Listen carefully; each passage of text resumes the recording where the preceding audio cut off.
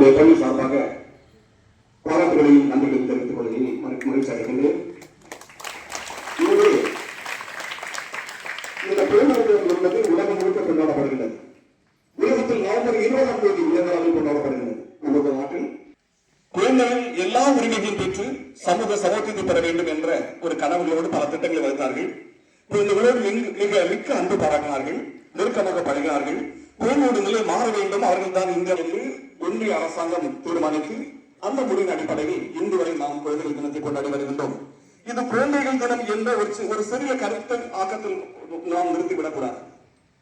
இந்த உலகம் முழுக்க குழந்தைகளுடைய உரிமை பற்றி உயர்ந்த அளவில் பேசப்பட்டுக் கொண்டிருக்கின்ற ஒரு காலகட்டம்.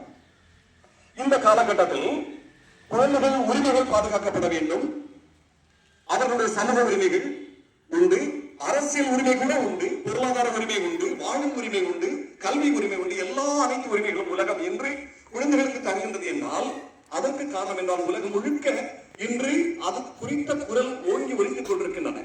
அதன் காரணமாகத்தான் குழந்தைகளுக்கு எல்லா வசதிகளும் உருவாக்கப்படுகின்றது. ஒரு சிறு பாதிப்பு என்றால் கூட இன்று வரிந்து கட்டிக் கொண்டு சட்டங்கள் மூலமாகவும்